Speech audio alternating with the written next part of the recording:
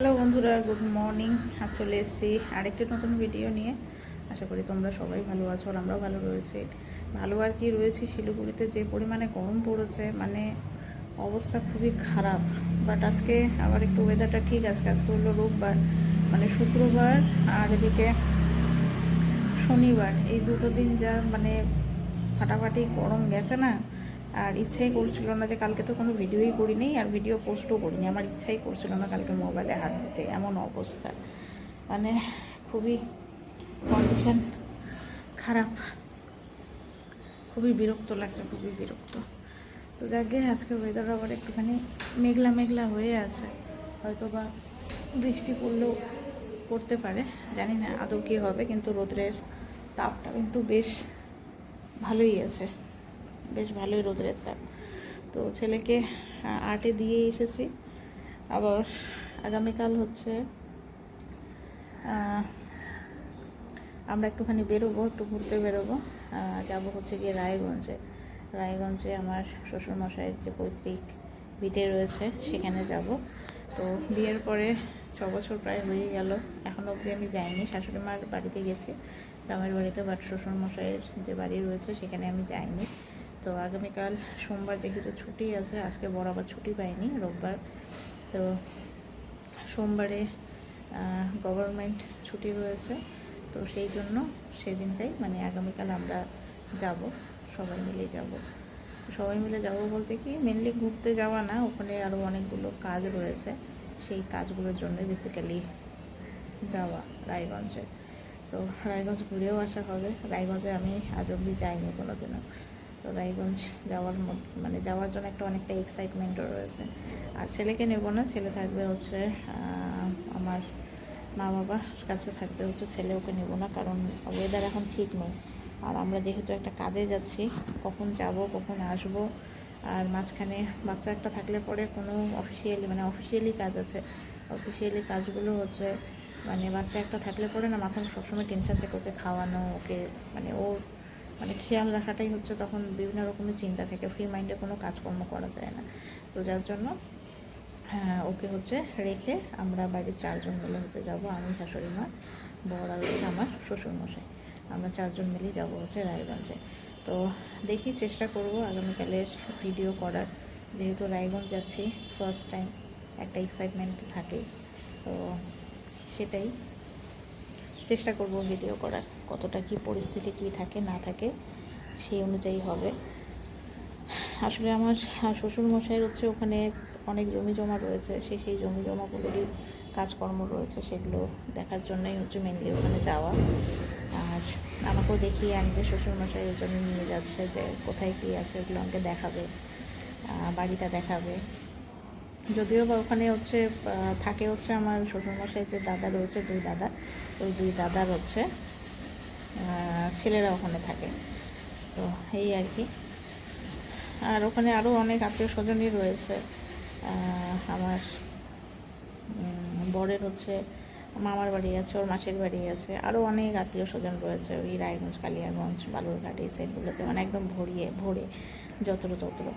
আর আমাদের আবার গেস্টরা সব হচ্ছে ডুয়ার্সের এদিকে। তো এইদিকে আমাদের কোনো আত্মীয় স্বজন নেই। তো এখন আমার শ্বশুরবাড়ি যেহেতু ওই সাইডটাতে হয়েছে, যার জন্য হচ্ছে ওই সাইডটাও আমার ঘোরা হয়ে যাচ্ছে। এটা একটা প্লাস পয়েন্ট। আমার কোনোদিনও যাওয়া হয়নি ওই সাইডগুলোতে, কিন্তু এখন হচ্ছে ওদিকে সমস্ত আত্মীয় স্বজনদের বাড়ি ওই সাইড থেকে। এই যে ডালখোলা থেকে শুরু হয়, একদম লাইন বা লাইন, ডালখোলা, করণডিঘি, এই সাইড বরাবর একদম গঙ্গারামপুর অবধি, বর্ধমান, এগুলো সব একদম লাইন বা লাইন হচ্ছে আমাদের আত্মীয় স্বজনরা রয়েছে। এই আর কি।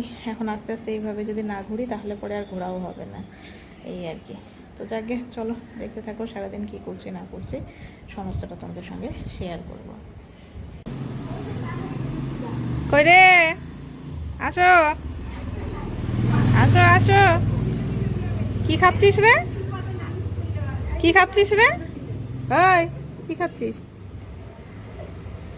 ঘরের ভিতরে আয়, আগে আগে ঘরে আয়। আজকে স্যার বলে দিয়েছে, কালার বলে দিয়েছে, খালি দুষ্টামি। ওর বলে ভয় লাগে, বুঝছিস? আর্ট স্কুলে যেতে ওর ভয় লাগে, সে ইসে করে, কি বলে, স্যার নাকি ওকে কালার বলে দেয় না, বুঝছিস? তখন আমি স্যারকে গিয়ে বললাম যে স্যার ওকে একটু কালারটা বলে দিবেন তো, ওই জন্য কান্না করছে, ভয় পাচ্ছিল। ভাবা যায়, বউকে বলে দিতে লাগে, ও না হলে বুঝতেই পারে না, ও তো ছোট বাচ্চা না, বুঝিস না, ছোট বাচ্চা যে ও। কই রে আসলি? তো আমার স্নান পুজো দুটোই হয়ে গেছে। তো এখন যাই হচ্ছে ছাদের উপরে ওয়াশিং মেশিনে দেওয়া আছে কাপড় চোপড়, দেখি হলো কি।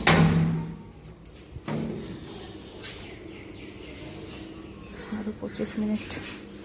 আচ্ছা হচ্ছে থাক, প্রচণ্ড রোদের একটা তাপ। আর এদিকে ওনাদি মাংসটাও পুরোপুরি কমপ্লিট করে দেয়নি, রোদে দিয়ে রেখেছে। মাংসটাকে এখন নামাই, যেমন মানি প্ল্যান্ট গাছ। চলো নিচে যাই। তো এই যে মাংসটাকে জল দেওয়া আছে, জলটা এখন শুকিয়ে নেব। তো দুপুরে এখন আমি খাবো হচ্ছে, এদিকে টক দই বাড়ির বানানো ছিল, সেই টক দইয়ে ঘোল বানালাম।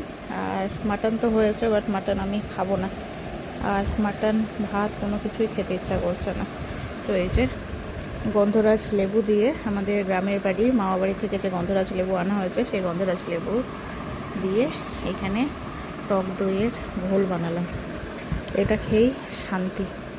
চলো খাই আর কি, এটার মতো আরাম আর কিছু নেই।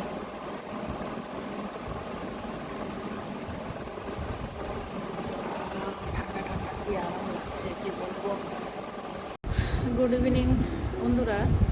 তো টিফিন করে আজকে একটুখানি কফি খেতে ইচ্ছা করলো, গরমের মধ্যে কফি খেতে ইচ্ছা করলো, কারণ মাথাটা একদম ঝিম ধরে আছে।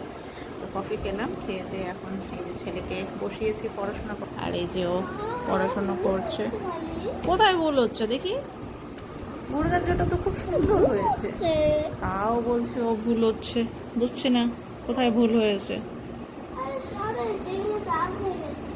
কোথায় দাগ হয়েছে? যতবার মুছেছো, এবার এটা মুছলে পরে পেজটাই ওখানে মুরগাজোর পেজটা ছিঁড়ে যাবে, জানো? আস্তে আস্তে করবো, যাকে আমাদের আবার অ্যাকুরেট না হলে পরে ঠিক হয় না, তো আস্তে আস্তে মুছবে, ঠিক আছে? তো চলো ওকে পড়াই। তো এখন বাজে হচ্ছে 11:15। তো যেহেতু কালকে আমরা একটুখানি বেরোবো, তো সেগুলোরই গোছগাছ করতে একটুখানি সময় লেগে গেল।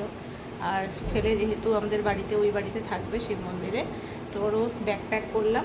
কালকে তো তোমার খুব মজা হবে, সারাদিন দাদু, ডুডু, মিমি, মেশো, বেশি দুষ্টামি করো না কিন্তু। হ্যাঁ, মেশো দুষ্টু কেন? কি করেছে মেশো বলে দুষ্টু কেন? তোমাকে ঘুমোতে দেয় না কেন?